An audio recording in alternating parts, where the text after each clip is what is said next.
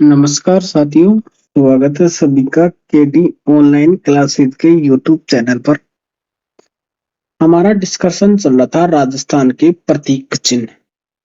उसकी एक पहले वीडियो अपलोड कर दी, ये दूसरी वीडियो है जिसके अंदर हम बात करेंगे राज्य पुष्प। राज्य पुष्प कौन सा है? रोहिड़ा। राज्य पुष्प क्या है? राज्य पुष्प है रोहिड़ा। रोहिड़ा की बात करें तो इसे 21 अक्टूबर 1983 को रोहिड़ा के फूल को राज्य पुष्प घोषित किया गया। राज्य पुष्प कब घोषित किया गया? 21 अक्टूबर 1983 को। कब घोषित किया गया? 21 अक्टूबर 1983 को। रोहिड़ा का वैज्ञानिक नाम है टिकोमेला अंडुलेटा। क्या नाम है? टिकोमेला अंडुलेटा। इसके उपनामों की बात करें तो रेगिस्तान का सागवान, मरुशोभा। क्या है? मरुशोभा और मारवाड़ का टीका। क्या है? रेगिस्तान का सागवान, मरुशोभा और मारवाड़ का टीका। सर्वाधिक विस्तार पाया जाता है कहाँ? पश्चिमी राजस्थान के अंदर। इसकी विशेषताओं की बात करें तो इसकी विशेषता है इसका वृक्ष मध्यम आकार का और छोटा होता है। कैसा होता है? मध्यम आकार या छोटा होता है। फूल बड़े केसरिया हरी मिर्च पीला रंग की शाखाओं के अगले भाग पर लगते हैं। रोहिड़े के पुष्प मार्च अप्रैल के महीने में लगते हैं, यानी जो अब का टाइम है, मतलब मार्च और अप्रैल, इस वक्त इसके अंदर क्या लगते हैं? फूल खिलते हैं या फूल लगते हैं। आगे हम बात करें इसकी विशेषताओं की तो आगे विशेषता है रोहिड़ा की लकड़ी से बंदूक की बट्ट बनाई जाती है। क्या बनाई जाती है? बंदूक की बट्ट बनाई जाती है। रोहिड़े को जरविल नामक रेगिस्तानी चूहा नुकसान पहुंचाता है। जरविल नामक जो चूहा है वो रोहिड़ा के पेड़ को क्या पहुंचाता है? नुकसान। रोहिड़े के लाभ क्या है? यह यकृत प्लीहा रोग हरे। यह जो यकृत और प्लीहा में जो रोग होता है उसको हरने वाला है। नेत्रों के लिए लाभदायक है। किसके लिए? नेत्रों के लिए लाभदायक है।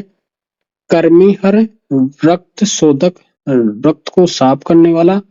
मूत्र संहारक, योनि श्रावहर, अग्नि दीपक, विषहर वृक्ष है। आगे हम बात करते हैं राज्य पशु ऊंट पालतू श्रेणी के अंदर। वन्य जीव श्रेणी में क्या है? वन्य जीव श्रेणी, तो वन्य जीव श्रेणी में क्या है? चिंकारा। वन्य जीव श्रेणी में क्या है? चिंकारा। ऊंट की बात करें तो राज्य सरकार ने 30 जून 2014 को बीकानेर में आयोजित मंत्रिमंडल बैठक में राज्य पशु के रूप में ऊंट की घोषणा की, जिसे 19 सितंबर 2014 को राज्य पशु के रूप में दर्जा दिया गया। घोषणा तो कब करती है?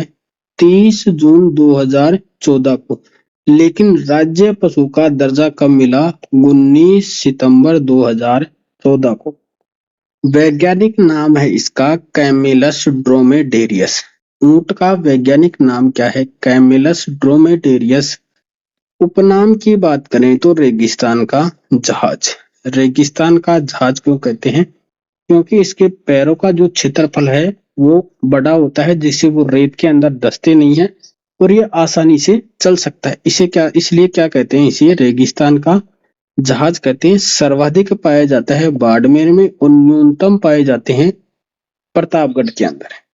इनके संरक्षण हेतु विभिन्न प्रयास किए गए हैं। उन प्रयासों की हम बात करें, राजस्थान ऊंट अधिनियम 2015 जारी किया गया, जो मार्च 2016 से लागू होता है।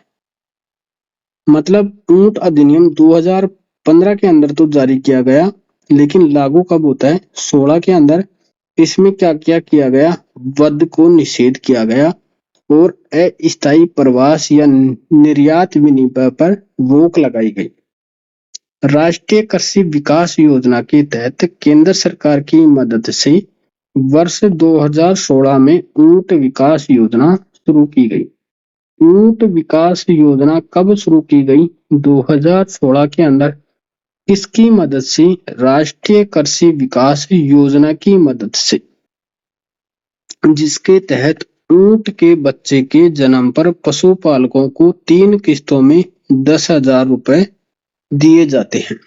आगे हम बात करें कि बजट 2022-23 के अंदर ऊंट के पालन, संरक्षण तथा समग्र विकास हेतु ऊंट संरक्षण एवं विकास नीति की घोषणा की और इस हेतु 10 करोड़ रुपए का प्रावधान किया गया। आगे हम बात करें कि प्रति वर्ष जनवरी माह में बीकानेर में ऊंट महोत्सव का आयोजन किया जाता है। इम्पोर्टेंट है, कई बार एग्जाम में पूछा जा चुका है कि ऊंट महोत्सव कहाँ आयोजित किया जाता है, तो बीकानेर के अंदर। कब? जनवरी माह के अंदर। ऊंटों का मेला लगता है पुष्कर में। कहाँ लगता है? पुष्कर में, कार्तिक पूर्णिमा को।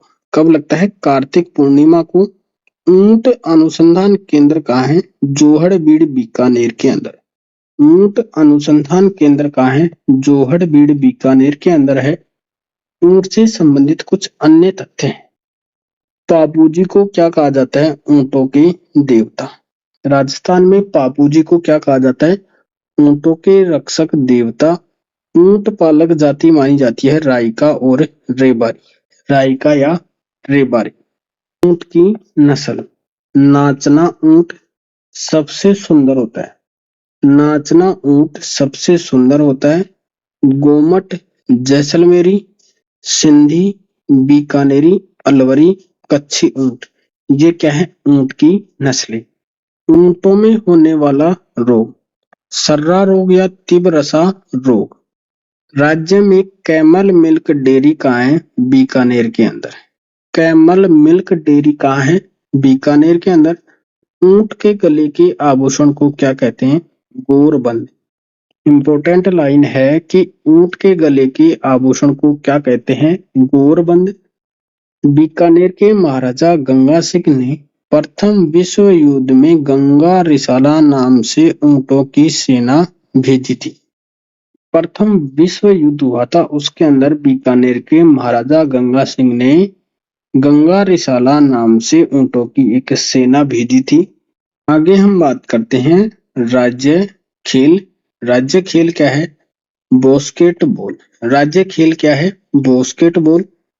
वर्ष 1948 में बास्केटबॉल को राज्य खेल का दर्जा दिया गया। बास्केटबॉल को राज्य खेल का दर्जा कब मिला? 1948 के अंदर। कब मिला? 1948 के अंदर। इस खेल में प्रत्येक टीम में 5 खिलाड़ी होते हैं। प्रत्येक टीम में कितने खिलाड़ी होते हैं? 5 खिलाड़ी होते हैं। अंतरराष्ट्रीय खेलों में निर्धारित बास्केटबॉल कोर्ट 28 गुणा 15 मीटर होता है। कितना मीटर का होता है? बास्केटबॉल कोर्ट 28 गुणा 15 मीटर का होता है। और प्रत्येक टीम के अंदर कितने खिलाड़ी होते हैं? 5 खिलाड़ी होते हैं। और बास्केटबॉल को राज्य खेल का दर्जा कब मिला? 1948 के अंदर। बास्केटबॉल अकादमी कहाँ है? जैसलमेर में प्रस्तावित है। आगे है राज्य नृत्य। राज्य नृत्य कौन सा है? घूमर। राज्य नृत्य कौन सा है? घूमर। घूमर का अर्थ होता है घूमकर नाचना। घूमर का अर्थ क्या है? घूमकर नाचना। घूमर के अन्य नाम क्या है? राज्य नृत्यों का सिरमौर। क्या कहते हैं घूमर को? राज्य नृत्यों का सिरमौर। राजस्थानी नृत्यों की आत्मा। क्या क्या नाम है? नृत्यों का सिरमौर और नृत्यों की आत्मा। घूमर भील जनजाति का पारंपरिक लोक नृत्य है। घूमर है वो भील जनजाति का पारंपरिक लोक नृत्य है, जिसे वर्तमान में समी समुदाय द्वारा किया जाता है। यह महिलाओं के द्वारा किया जाने वाला नृत्य है। घूमर नृत्य को संरक्षित करने और बढ़ावा देने के लिए वर्ष 1986 के अंदर राजस्थान में गणगौर घूमर नृत्य अकादमी की स्थापना की गई। घूमर नृत्य को संरक्षण और बढ़ावा देने के लिए गणगौर घूमर नृत्य अकादमी की स्थापना कब की गई? 1986 के अंदर। कब की गई? 1986 के अंदर। घूमर नृत्य है वो महिलाओं के द्वारा किया जाता है और घूमर नृत्य पहले कौन सी जनजाति करती थी? भील जनजाति। घूमर का अर्थ क्या है? घूमकर नाचना। इसके उपनाम क्या है? राज्य नृत्यों का सिरमौर और राजस्थानी नृत्यों की आत्मा। आगे हम बात करें राज्य लोक गीत किसकी? राज्य लोक गीत है केसरिया बालम आवनी पधारे मारे देश। यह मांड गायन शैली में गाया जाता है। कौन सी शैली में गाया जाता है? मांड गायन शैली में। और इसकी ख्याति प्राप्त मांड गायिका कौन है? अल्लाह जिलाई बाई। कौन है? अल्लाह जिलाई बाई। यह एक विरह गीत है। कैसा गीत है? विरह गीत है। आगे हम बात करें राज्य लोक वाद्य यंत्र। राज्य लोक वाद्य यंत्र क्या है? अलगूजा। क्या है? अलगूजा। यह एक सुशिर वाद्य यंत्र है। कैसा है? सुशिर वाद्य यंत्र मतलब फूंक देकर बजाया जाने वाला वाद्य यंत्र है। यह वाद्य यंत्र मुंह से सीटी बजाने की प्रक्रिया का विकसित रूप है। इसमें 4 छेदों वाली 2 बांसुरियां होती हैं। 4 छेदों वाली 2 बांसुरियां होती हैं। इसे कोटा, बूंदी, अजमेर व अलवर क्षेत्र में गुर्जर, मेव एवं धाकड़ जाति के लोग इसे बजाते हैं। एक अलगुजा बजाने के प्रसिद्ध कलाकार हुए हैं राम नारायण चौधरी। राम नारायण चौधरी अलगेजी को किससे बजाते थे? नाक से। और सभी तो मुंह से बजाते थे, लेकिन ये किससे बजाते हैं? नाक से बजाते हैं। इसलिए ये क्या है? प्रसिद्ध अलगोजा बजाने वाले प्रसिद्ध कलाकार। राम नारायण चौधरी नाक से अलगोजा बजाने के लिए प्रसिद्ध है। आगे हम बात करें राज्य शास्त्रीय नृत्य क्या है? कथक। राज्य शास्त्रीय नृत्य कौन सा है? कथक। उत्तरी भारत में कथक शास्त्रीय नृत्य प्रचलित है। इस नृत्य के 2 घराने प्रसिद्ध हैं। एक है जयपुर घराना और दूसरा है लखनऊ घराना। कथक नृत्य की उत्पत्ति जयपुर से हुई मानी जाती है। यह नृत्य तबला एवं पखावज जैसे प्रमुख वाद्य यंत्रों के साथ किया जाता है। कथक नृत्य के अंदर कौन कौन से वाद्य यंत्र काम में लेते हैं? तबला और पखावज। कथक नृत्य के घराने प्रसिद्ध घराने कौन से हैं? जयपुर घराना और लखनऊ घराना। आगे हम बात करें कि राजस्थान में प्रचलित एकमात्र शास्त्रीय नृत्य क्या है? कथक नृत्य है। कथक नृत्य के प्रमुख कलाकार हैं बिरजू महाराज, सतारा देवी, गोपी कृष्ण, मालविका मित्रा, रोहिणी भाटे, रोशन कुमारी, पंडित दुर्गालाल। ये कथक नृत्य के प्रमुख कलाकार हैं। प्रमुख कलाकार हैं किसके? कथक नृत्य की। कथक नृत्य के प्रमुख कलाकार कौन है? बिरजू महाराज, सतारा देवी, गोपी कृष्ण, मालविका मित्रा, रोहिणी भाटे, रोशन कुमारी, पंडित दुर्गालाल। आगे हम बात करते हैं राज्य कवि। राज्य कवि कौन है? सूर्यमल मिश्रण। राज्य कवि कौन है? सूर्यमल मिश्रण। इसे राजस्थानी कवियों में नव जागरण का प्रथम कवि माना जाता है। राजस्थान के कवियों में नव जागरण का प्रथम कवि कौन है? सूर्यमल मिश्रण। इनके प्रमुख ग्रंथ हैं वंश भास्कर। कई बार एग्जाम में पूछे जा चुके हैं ये ग्रंथ। वंश भास्कर किसकी रचना है? सूर्यमल मिश्रण की। बलवंत विलास, वीर सतसई, छंद मयूख, बुद्धि सिंह चरित, ये सूर्यमल मिश्रण की प्रमुख रचनाएं हैं। वंश भास्कर में बूंदी राज्य का ऐतिहासिक वर्णन है। इसे सूर्यमल मिश्रण के दत्तक पुत्र मुरारीदास ने पूरा किया था। सूर्य वंश भास्कर है उसके अंदर किस राज्य का वर्णन है? बूंदी राज्य का वर्णन है, जिसको किसने पूरा किया था? सूर्यमल मिश्रण के दत्तक पुत्र मुरारी दान ने पूरा किया था। यहाँ पे हमारे प्रमुख प्रतीक चिन्ह कंप्लीट होते हैं। धन्यवाद दोस्तों, जय हिंद।